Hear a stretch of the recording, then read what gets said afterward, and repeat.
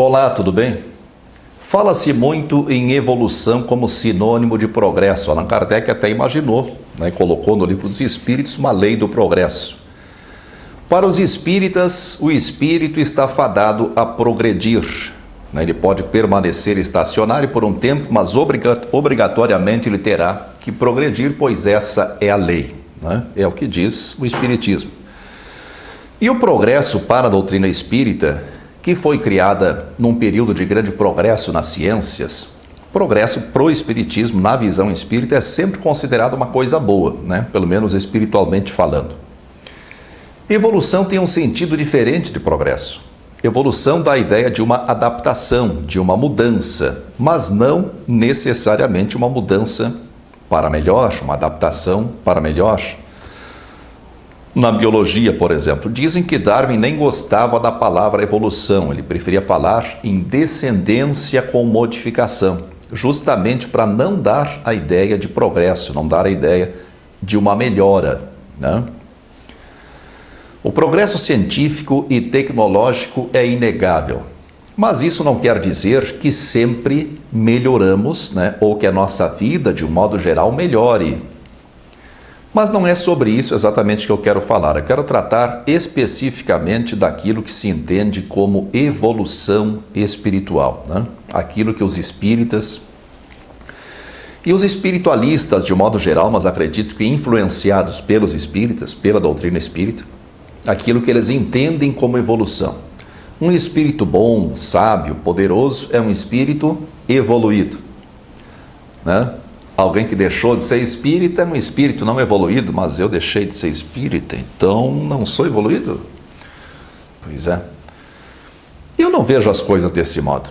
Eu não conheço nenhum espírito super bom, super sábio e super poderoso. Na verdade, ninguém conhece. Alguns dizem que conhecem, mas quando supostamente transmitem os seus ensinamentos, não dizem nada que eu não saiba há muito tempo. E eu não sou nem bom, nem sábio, nem poderoso. Então isso tudo é apenas questão de crença e um pouquinho de carência, mas tudo bem. Todos somos, em alguma medida, carentes. Existem pessoas super boas, super sábias e super poderosas? Existem pessoas que se destacam por algumas qualidades, apenas isso. Seja nas artes, nas ciências, na política, na indústria, na religião ou espiritualidade.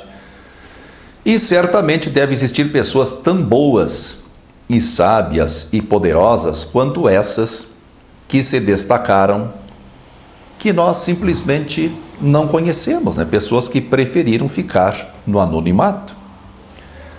Mas não existe ninguém absolutamente superior, alguém que a gente olhe assim, analise, isso aí é superior.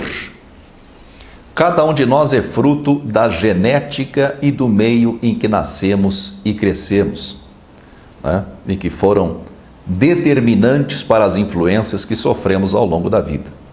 Somos resultado da vida, não somos melhores ou piores. Olha aqui, eu não estou negando que existam pessoas boas e más, é claro que existem. O que eu estou dizendo é que muito pouco desse resultado final é mérito ou demérito dessas pessoas. Se uma pessoa boa e uma pessoa má trocassem de condições genéticas e de meio ambiente em que se desenvolveram, suas qualidades muito provavelmente também seriam trocadas. Evolução só pode ser entendido como mudança, não como progresso. Evolução subentende, traz subentendido, dentro do seu conceito, tempo. E o tempo é ilusão. Tudo está acontecendo agora. Eu vejo toda a minha vida agora, desde a infância até o dia de hoje. O que chamamos de evolução é só um estado possível. O livre-arbítrio, no final das contas, só serve efetivamente para isso, para optarmos por um novo campo de percepção. Evolução subentende tempo.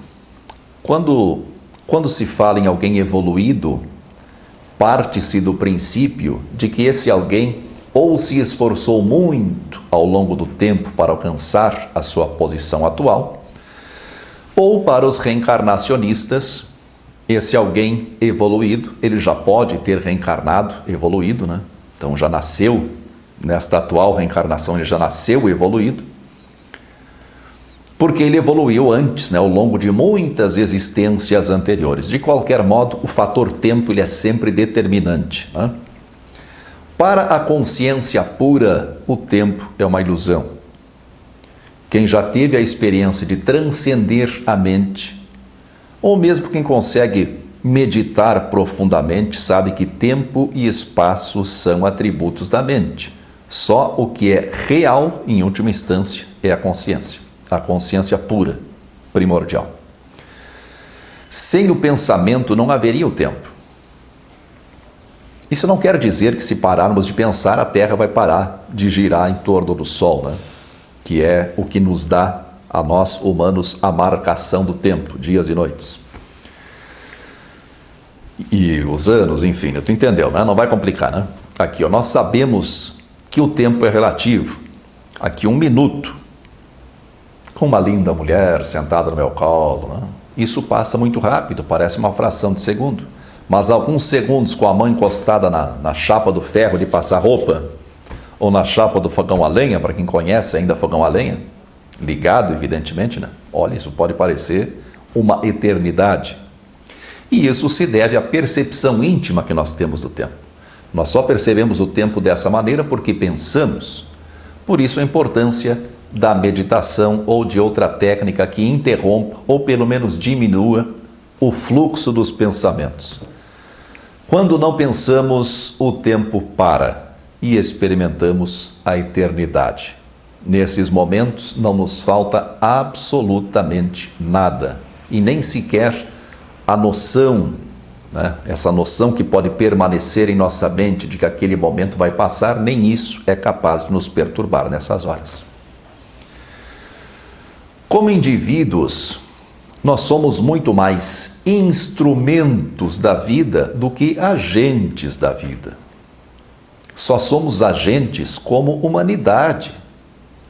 Como indivíduos, estamos sujeitos a tantas influências, tantos condicionamentos, que não sobra espaço para falar em mérito ou demérito em termos de evolução espiritual. Quando se fala em alguém evoluído, parte-se do princípio de que esse alguém se esforçou muito, ou seja, esse alguém evoluiu por seus próprios méritos e que para isso ele precisou de muito tempo.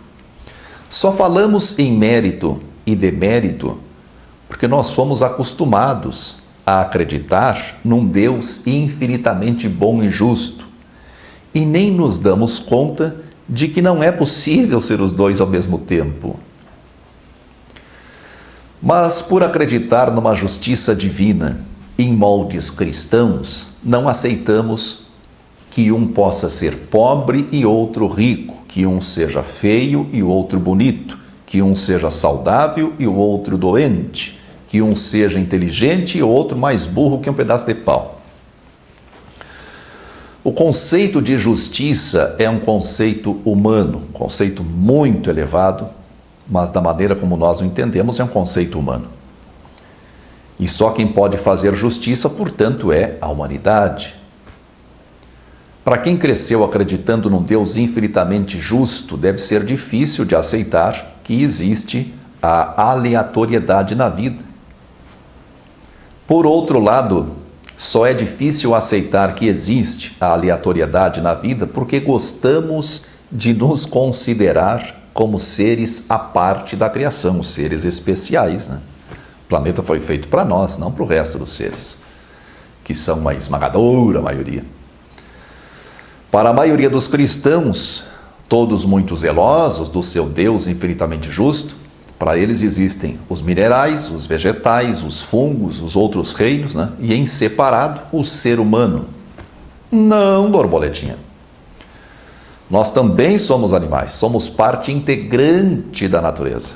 E é só tu dar uma olhadinha rápida na natureza que tu vai ver que existem plantas bonitas e feias, existem animais fortes e animais doentes, tem vira-lata que morre de fome e tem cachorrinho de madame que fica hospedado em hotel de cachorro. Existem terras férteis e existem desertos. Enfim, só não vê que existe a aleatoriedade na natureza quem não quer ver. E basta reconhecer que não quer ver, que já ganha meu respeito. Não quer ver, tudo bem. Tem coisas que eu não quero ver e não vejo. Legal. Mas aí não tenta argumentar também, né? Tá. Nós evoluímos, sim, mas isso não quer dizer necessariamente que progredimos. Tudo está acontecendo, é agora. Só o agora é real. O passado é o seu conjunto de memórias e o futuro é a sua imaginação cheia de preocupações, cheia de expectativas. Eu vejo toda a minha vida agora, desde a infância até o dia de hoje, tudo condensado no agora. O que nós chamamos de evolução é só um estado possível.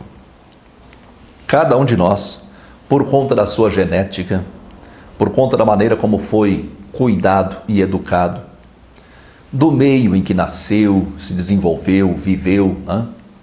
Por conta das influências que sofreu ao longo da vida, cada um de nós tem determinadas potencialidades. É besteira falar que somos capazes de tudo. Cada um é capaz de determinadas coisas, de acordo com seus gostos e as suas aptidões, né? Naturais ou aprendidas.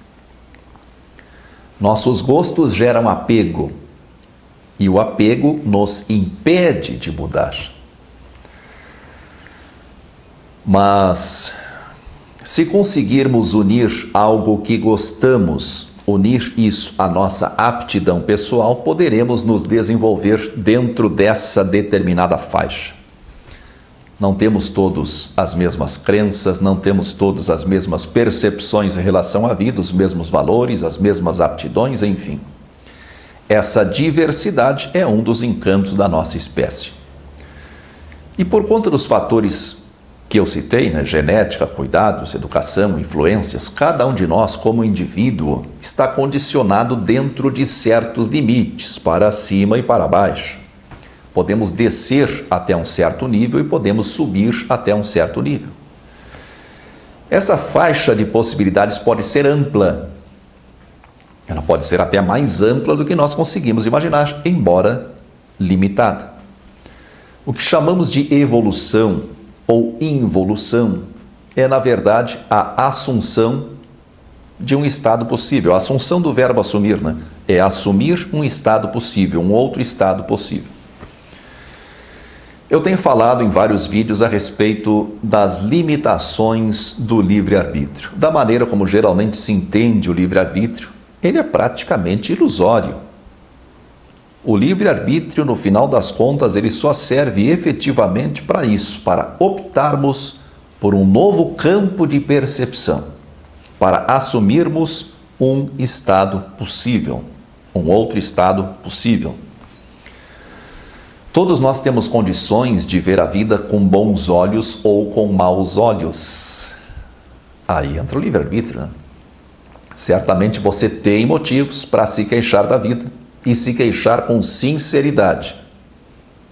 Tem ou não tem? Claro que tem. Do mesmo modo, você certamente tem motivos para ser grato à vida e viver demonstrando a sua gratidão à própria vida. Isso são escolhas. Isso pode não ser escolha para uma pessoa profundamente doente, com transtornos psiquiátricos avançados, e eu acredito que esse não deva ser o seu caso. Se você ainda não é inscrito no canal, você pode se inscrever se quiser, também pode assinar as notificações se quiser, e pode deixar o seu comentário, inclusive discordando de mim, desde que respeitosamente. E se achou o vídeo assim uma coisa muito interessante, compartilhe nas suas redes sociais, que eu não fico aborrecido com isso. Muita força e paz para você.